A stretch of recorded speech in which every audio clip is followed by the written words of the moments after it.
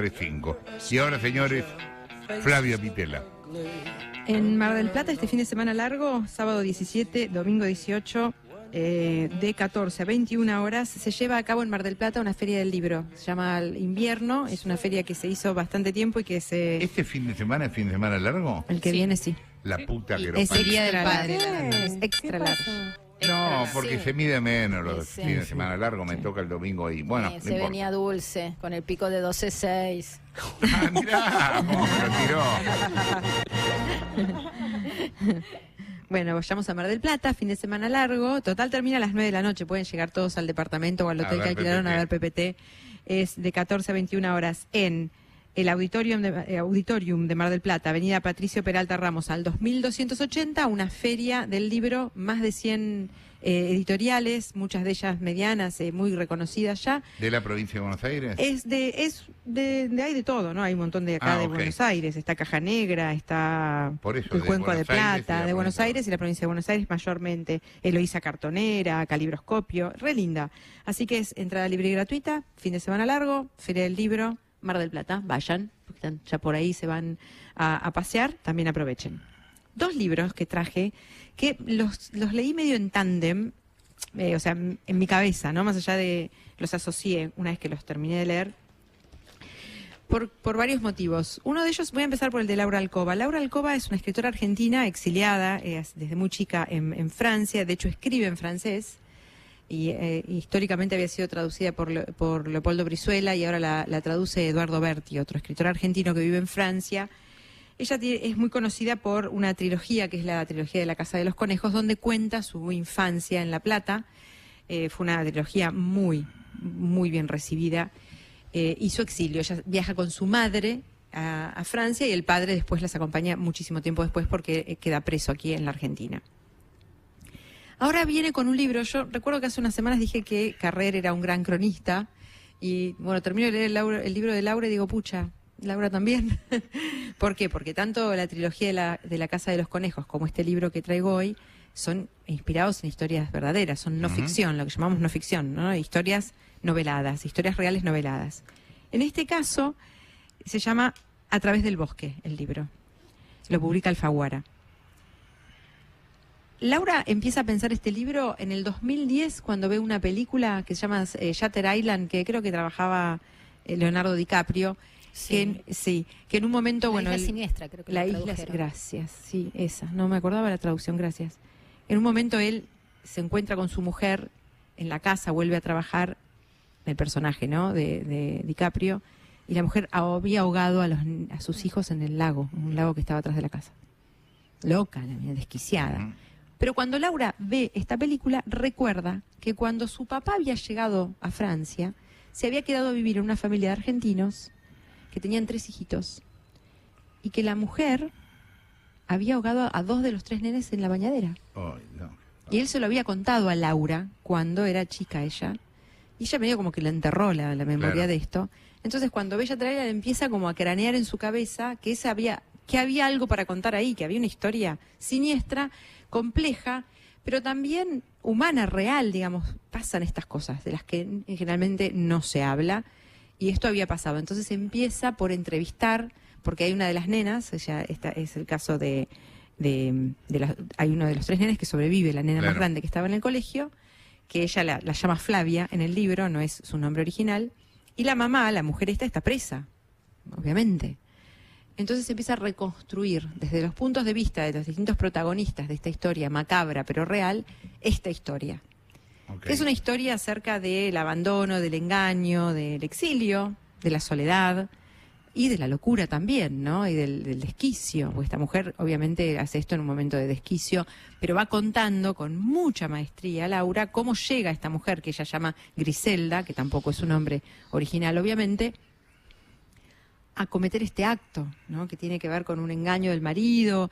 Bueno, pero no es tan simple como eso. Y tiene una cita al principio del libro que me parece que resume muy bien lo que ella intenta hacer, y me parecía muy interesante. Y dice, algo así como esos círculos del purgatorio de Dante, inmovilizados en un único recuerdo y donde los actos de la vida pasada se rehacen en un centro más estrecho. Porque esto es de Gerard de Nerval, Chantilly se llama el libro, en Paseos y Recuerdos. Esto es lo que hace Laura.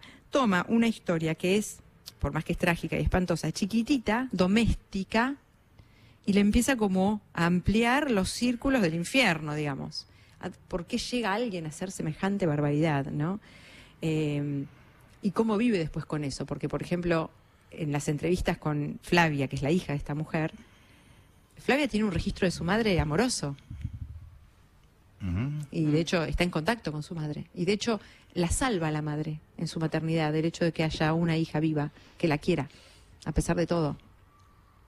Bueno, y vos vas transitando ¿Y cómo explica la hija lo que pasó? Bueno, es que en realidad el libro es maravilloso porque ni te cuenta el hecho, o sea, lo cuenta muy velado, no se detiene en la morbosidad del hecho, que es espantoso, pero lo que te va contando es cómo Flavia, a medida que pasa el tiempo, es una mujer que tiene más de 40 años ya, empieza a pensar en su madre a partir de gestos que tuvo en la infancia, muchos gestos maternales, todos hasta ese momento, de cuidado, de cariño, de amor puro, y va empezando a tratar de sacarle a la madre de nuevo esos gestos, y la madre los empieza como a reconstruir en su relación con la hija, ¿no? Rescatar su parte maternal.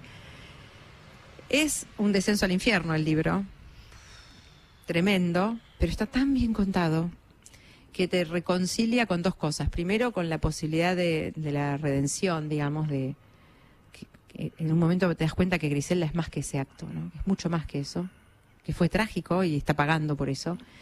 Y la posibilidad también del perdón. Porque Flavia tiene que aprender a vivir, y la pinta Flavia. Laura en un momento explica que es una mujer de luz, digamos, muy alegre, con mucha vitalidad, que no está marcada por ese hecho en su vida trágico.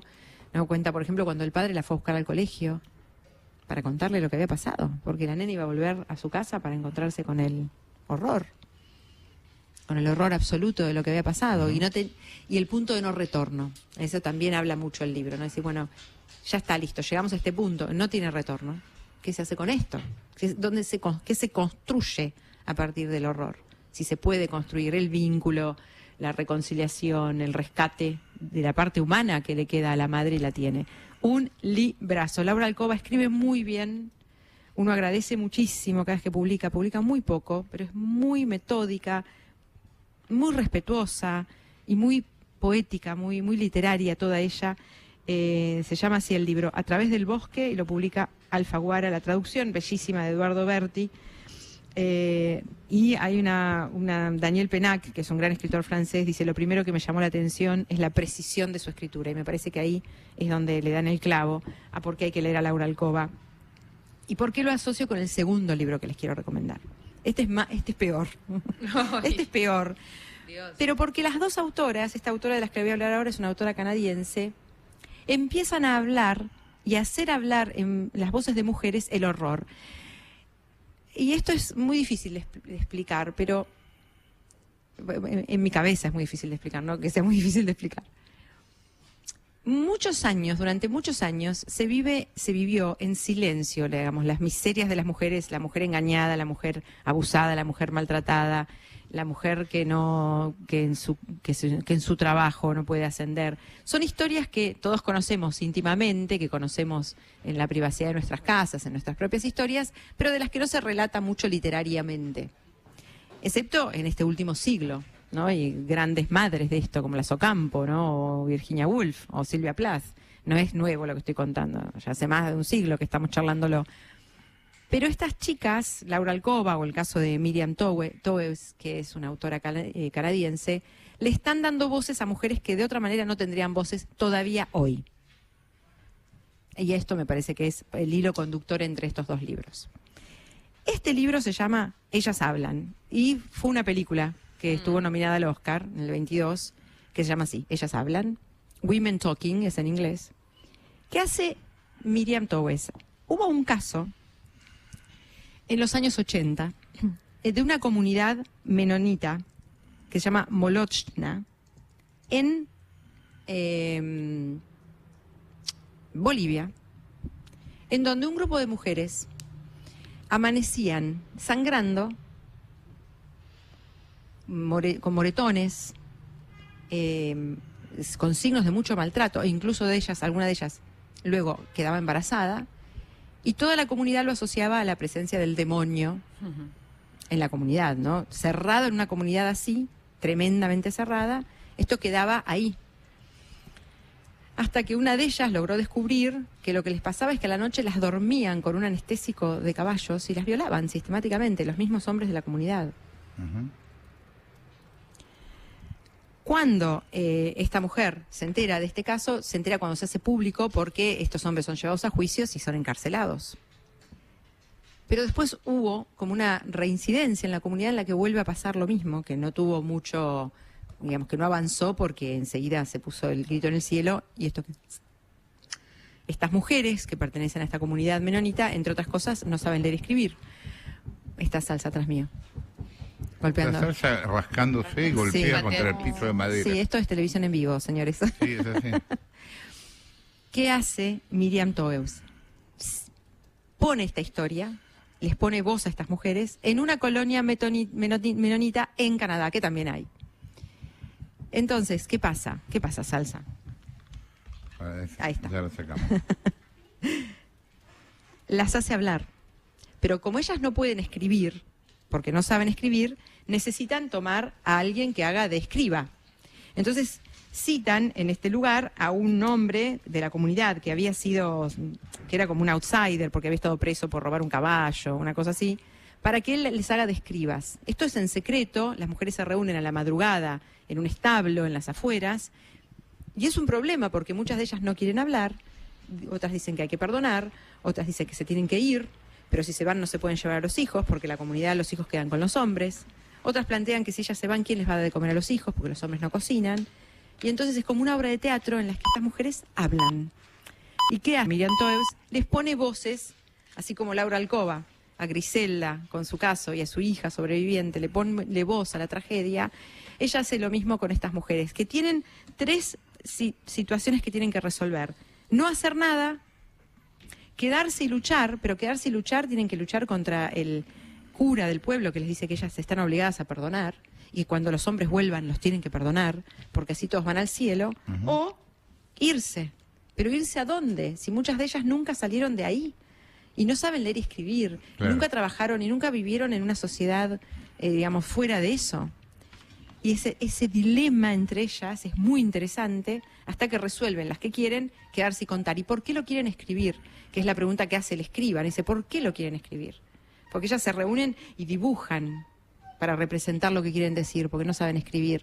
Y bueno, y estas mujeres dicen que es necesaria la escritura para que quede un registro. Y hay algo en esta novela que me pareció fantástico, que también está en una de las citas del principio del libro, que plantea esta idea de que cada uno de nosotros nacemos en un mundo en el que tenemos que volver a armarnos de cero en lo que creemos que tiene que ser la moral, en lo que creemos que tiene que ser los códigos entre nosotros, en lo que creemos que está bien y está mal. Eso no está en nuestro ADN humano. No está en el ADN nuestro el bien y el mal, sino que es cultural, digamos. Que somos nosotros como sociedad los que aceptamos o no ciertos dogmas, ciertas situaciones, ciertas costumbres, y que cómo hacemos para revertirlo eso si no es a través del lenguaje y a través de romper los círculos de violencia. En el caso de Griselda, de Laura Alcoba, había un círculo de violencia, ella lo rompe con más violencia. En el caso de Ellas Hablan, Miriam Toews plantea esto, hablar, escribir, rompe el círculo de violencia o genera un antecedente escrito para otras, ¿se entiende? Porque es lo que pasó en Bolivia. Para que otros no caigan. Lo que pasó en Bolivia es que vuelven a recaer en la misma situación, en la misma comunidad donde los hombres habían sido encarcelados. Es súper interesante estas dos mujeres, cómo escriben. Laura Alcoba, A través del bosque, publica Alfaguara. Miriam Toews, Ellas Hablan, traducción de Julia Osuna Aguilar, Sexto Piso. 2 librazos. Flavia Pitera,